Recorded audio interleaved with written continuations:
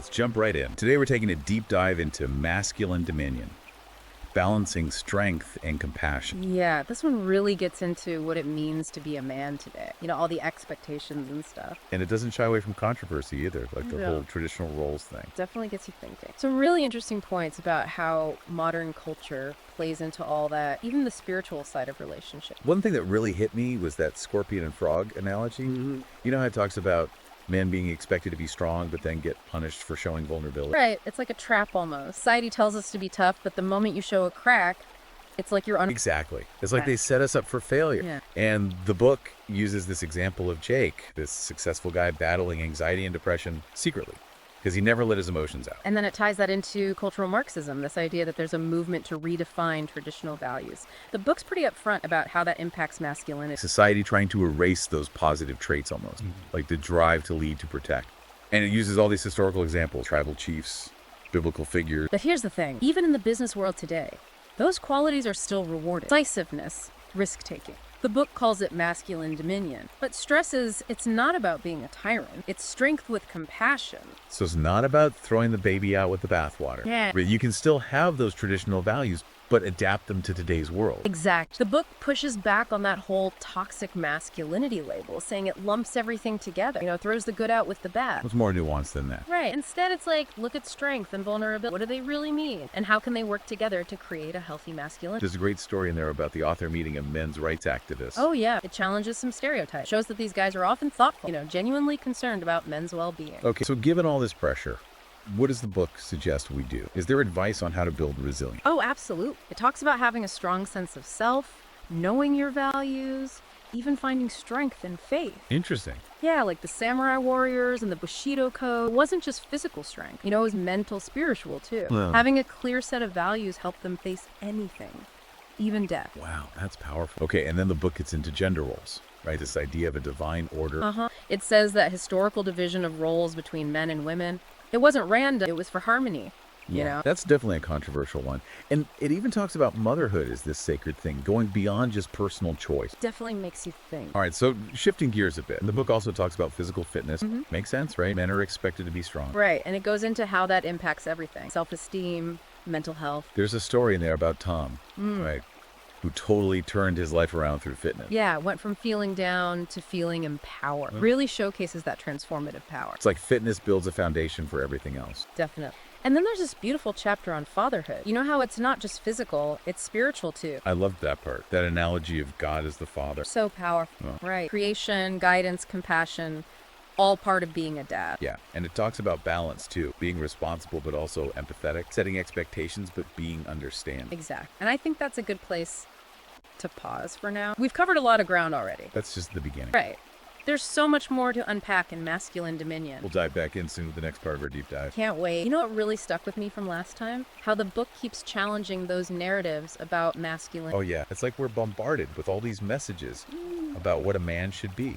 And they're not always good. Like it's trying to strip away our traditional values and strengths. And the book dives deep into that cultural Marxism thing. Right. How it impacts how we view masculinity, even saying it demonizes traits that were once considered virtue. What's interesting is how it takes on the term toxic masculinity. It argues that while it's well-intentioned, it's kind of harmful too, because it paints with such a broad brush. It's like saying any expression of traditional masculinity is toxic. Exact. It creates this atmosphere of fear, Men are afraid to express themselves authentically. Yeah, because they might get labeled as toxic or problematic. Right. And that's where the book really makes you think critically, question those narratives. Look beyond the surface. Yeah, like maybe those traditional traits aren't actually bad. It's not about glorifying aggression or anything. It's just recognizing that strength, resilience, responsibility, those are good qualities. Demonized just because they're associated with traditional masculinity. The book reminds us those traits have helped men throughout history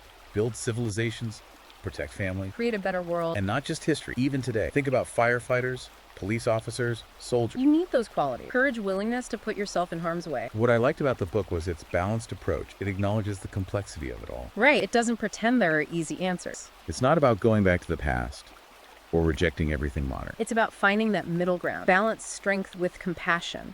And I think this part about men connecting with their natural instincts, that's a good example of that. Oh yeah, totally. In today's world, it's easy to lose touch with those primal instincts. It's like we're so disconnected from nature. The book suggests things like hiking, camping, fishing, anything that gets you outdoors, away from distractions. Hitting the reset button almost. Yeah, connecting with who we are at our core. And there's a spiritual side to that too. Right. Nature can offer insights into our own lives, our purpose. It's not just fresh air and exercise. It's deeper than that. The book uses this great analogy of the oak tree, strong but also bends with the wind. I love that. True strength isn't about being rigid. It's about flexibility, adaptability. Yeah. And we can learn that from nature. Nature's like a mirror, reflecting back what we need to cultivate in ourselves. Exactly. And then it talks about how nature can teach us about leadership, resilience, even spirituality. Like those rites of passage. Exactly. Those challenges that shape us into men, even in the modern world.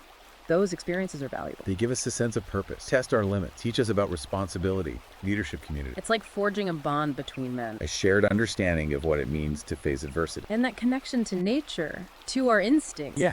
It's especially important today with all these conflicting messages about masculinity. Like nature is a grounding force, a reminder of who we are. Regardless of societal expectations. It helps us cut through the noise. Get back to basics. You know what's interesting? How the book ties all this back to relationships. Oh, yeah, big time. It talks a lot about the spiritual significance of relationships, especially between men and women. What's its perspective on that? It takes a pretty traditional stance, emphasizing complementary roles. So not about one gender being superior. Not at all. It stresses mutual respect, understanding, recognizing that we bring different things to the table. It's that yin and yang thing, Right. right? Two halves making a whole. Exactly. And it explores how those different energies create harmony, not just in romantic relationships, but in society as a whole. Does the book give any practical advice on relationships? Oh, yeah. It talks about authenticity, open communication, willingness to be vulnerable. And healing from past hurts. Approaching relationships with respect. Exact. It's not just about finding someone who completes you, it's about growing together. Becoming better versions of yourselves. Then it ties that back to masculinity, saying Oh. that men who are secure in their identity, emotionally intelligent,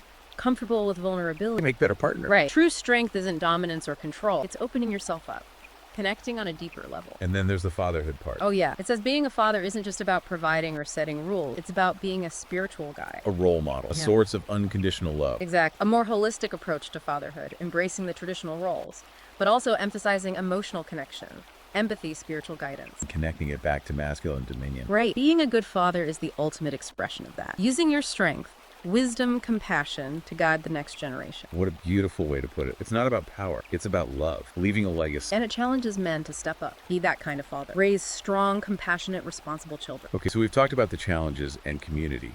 But what other obstacles do men face today? The book goes into the pressures of modern life, Right. all the demands on our time and energy. And pulled in a million directions. And it talks about isolation, that feeling of loneliness, even though we're more connected than ever. It's like we're losing those traditional support systems. Yeah, the breakdown of community, the rise of technology leading to superficial connection. Thousands of friends online, but still feeling alone. And it doesn't shy away from the mental health impact, anxiety, depression, hopelessness. So what's the solution? How do we combat that? The book encourages us to connect on a deeper level, build communities based on shared values, have meaningful conversations. Support each other through tough times. Find your tribe, those people who get you. Who you can be yourself around. Those communities provide strength, guidance, accountability, It's about men helping men. becoming the best versions of themselves. It's like a revival of brotherhood.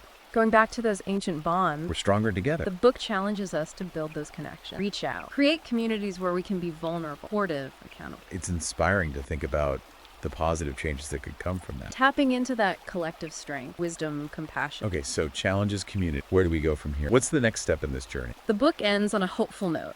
It says, despite the challenges, there's a growing movement of men waking up to their potential. That's encouraging. Men seeking balance, strength with compassion, committed to building a better world. Like we're at a turning point, a new paradigm of masculinity. And the book challenges us to be part of that movement. Be the change. Step up, lead with strength and compassion. Create a future where men thrive. I think a lot of men are ready for a new definition of masculinity, And that honors our strengths. but also embraces our vulnerability. Seeing men not as dominators, but as partners, protectors, guides. And the book gives us a framework for that, Claiming those positive aspects, integrating them with empathy, compassion. using them to build a better world. As we've been talking about all these ideas from masculine dominion, one thing that keeps coming back to me is this idea of balancing strength and compassion. It's like a thread that runs through the whole book. Oh yeah, definitely a core theme. And it's something a lot of men struggle with, On one hand, be strong and stoic. Don't show your emotion. But then also be compassionate, understanding, empathetic. It's like we're caught between two extremes. Yeah, totally. And the book suggests finding that middle ground, embracing both strength and compassion. Not either. Right? It's about integrating those qualities so they work together, create a more balanced way of being. Okay, so how do we actually do that? Find that balance. Well, the book gives some practical advice. One thing is self-awareness. No. Really understanding our own emotions, strengths, weaknesses. Like know thyself. Right, exactly. That still applies today. And once you understand yourself better, then you can start developing emotional intelligence. Which is Basically learning to understand and manage your emotions and being able to empathize with others. emotional intelligence. It's a bit of a buzzword these days, but the book makes a good case for why it's important. Right. It's not just some soft skill. It's crucial for navigating life, relationships, leadership. It's a part of masculinity that we don't talk about enough. And the good news is you can cultivate it. It takes practice, patience, and a willingness to be vulnerable. That vulnerability thing, that's a tough one for a lot of guys. Oh, yeah. We're told to hide our emotions, No. don't show weakness. It's ingrained in us. But the book flips that script. It says vulnerability is a sign of strength, not weakness. Interesting. How so? It takes courage to be vulnerable, to open yourself up to the possibility of getting hurt. I never thought of it that way. It takes strength to admit you're wrong. Ask for help. Show your true feelings. So it's not about being stoic all the time. Right. It's about finding that balance. Express yourself authentically, but also be mindful of how your emotions impact others. It goes back to emotional intelligence. Exactly. Knowing when to express yourself